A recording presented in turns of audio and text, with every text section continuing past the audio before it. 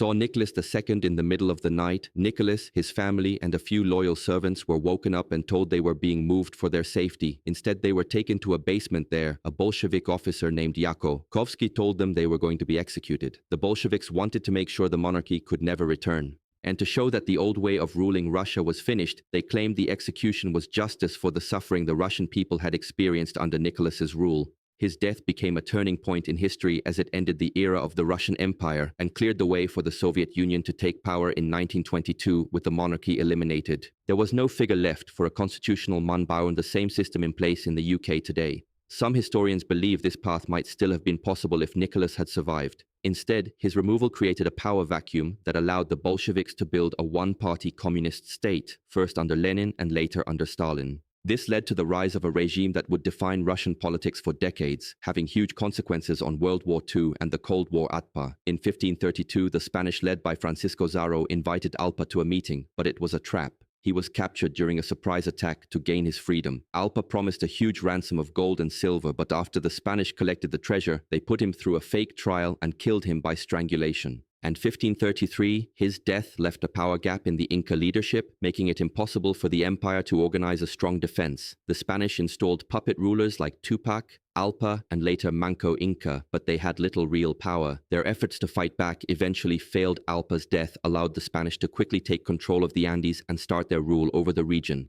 The gold and silver taken from his ransom also helped fund Spain's empire. At the same time, legends began to spread among the indigenous people, like the Inari myth that said Alpa would one day return to free his people. But in reality, his death ended the last real chance for the Inca Empire to survive. Mohammad Reza Pahlavi, the last Shah of Iran, died in exile in Egypt in 1980 after a surgery went wrong and caused a deadly infection. He had been forced to leave Iran after the 1979 Iranian Revolution because many people were unhappy with his rule. They criticized his dictatorship, economic problems, human rights abuses, forced Western-style changes, and his close relationship with the United States, with many thinking he was a USA puppet. People also grew angry at his extravagant spending, harsh secret police, the Savak, the banning of all political parties except one, and his efforts to reduce the influence of Islam.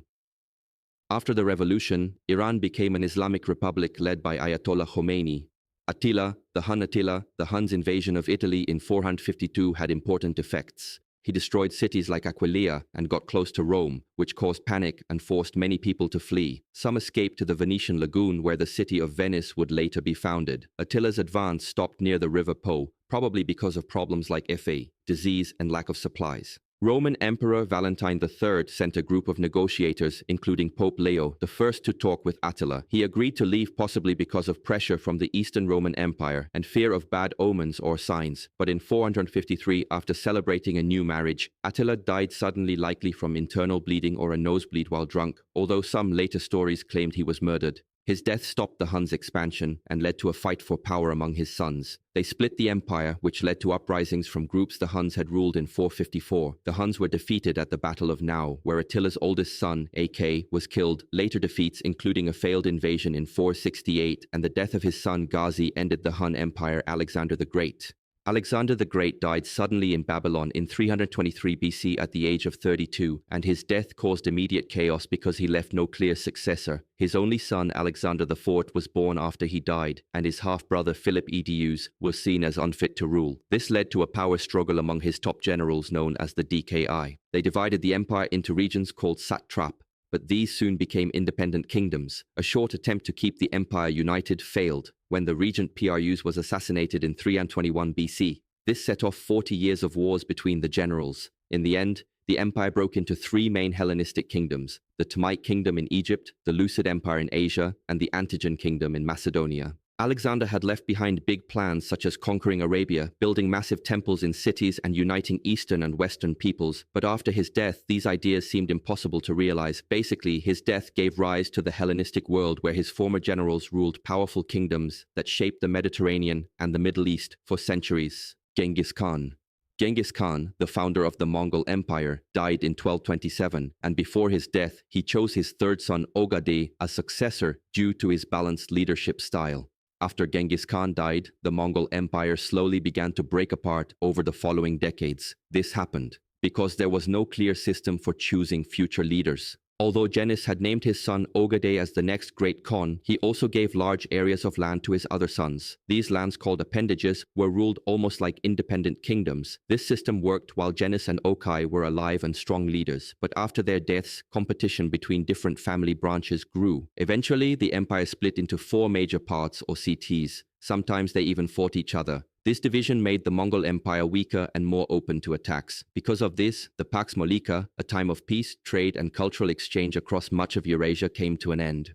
Over time, the former Mongol lands were taken over by new powers like the Ming dynasty in China, the Ottoman Empire, and Muscovy in Russia. Montezuma.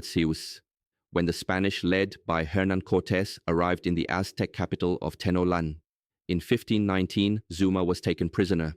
This took away his real power, even though he still appeared to be the ruler.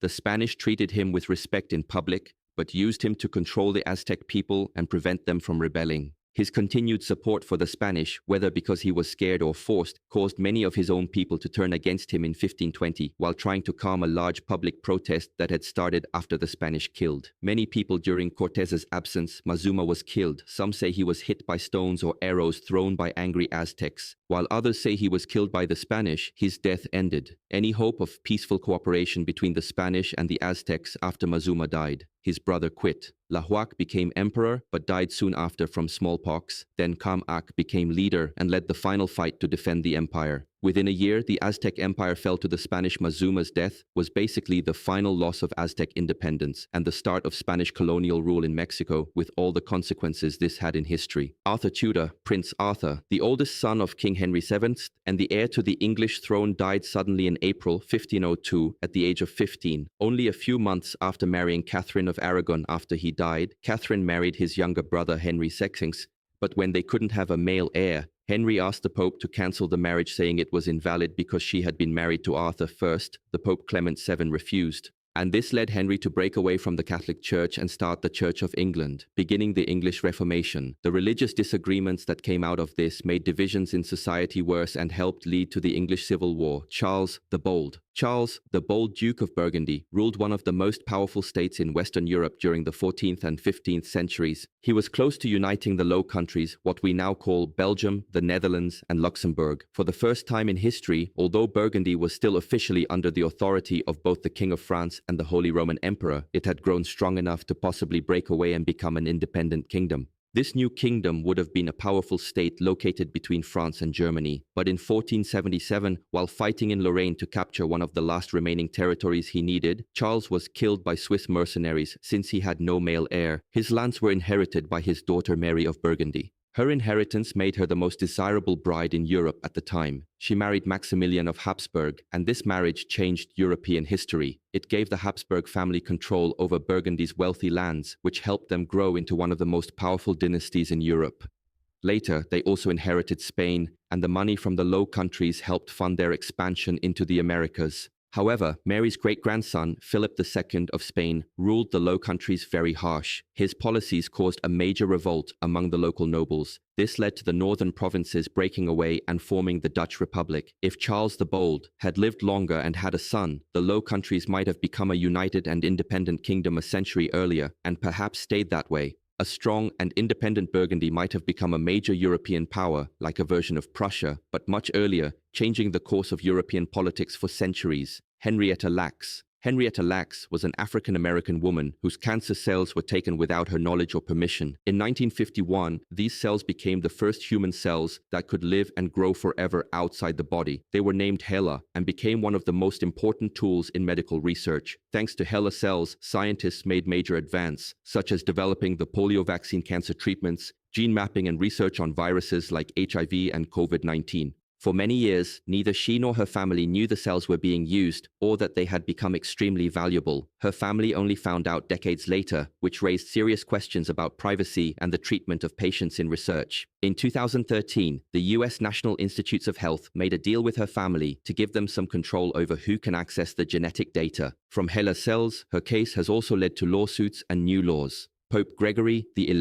In 1377, Pope Gregory XI brought the papacy back to Rome after nearly 70 years of being based in Avignon, France. This move ended a long period of French control over the Catholic Church, but it also caused serious problems. In Italy, Gregory appointed many French officials to rule Italian lands, which made people in cities like Florence very angry. This tension helped start the War of the Eight Saints from 1375 to 1378. However, Gregory died in 1378, not long after arriving. His death led to a major crisis after the Church elected Urban VI, an Italian, as Pope. That's because many cardinals claimed the election was forced by a threatening Roman crowd.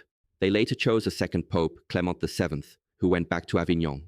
But this created a split in the Catholic Church with different countries supporting different popes.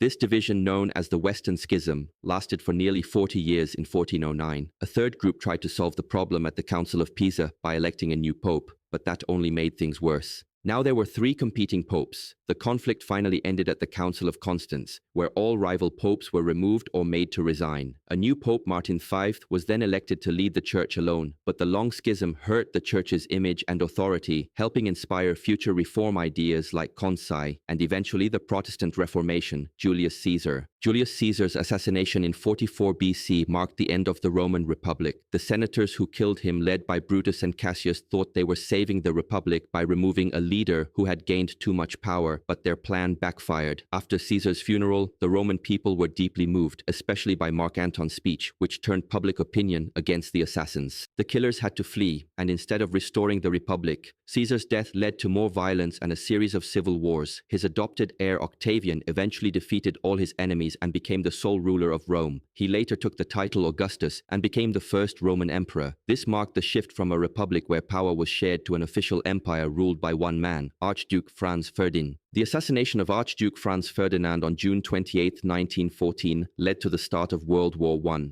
Austria-Hungary blamed Serbia for the killing and sent an ultimatum when Serbia didn't agree to all the demands. Austria-Hungary declared war because of alliances between countries. What started as a local conflict quickly turned into a global war. Germany supported Austria-Hungary while Russia, France, and later Britain supported Serbia. The result was 4 years of massive destruction with over 16 million people killed. The war also caused the collapse of four major empires: the Austro-Hungarian, Ottoman, German, and Russian. When the war ended, borders were redrawn across Europe and the Middle East. Germany was punished harshly in the Treaty of Versailles, which created deep resentment and helped lead to the rise of fascism and World War II. If you like this video, subscribe for similar ones or join my Discord to suggest another.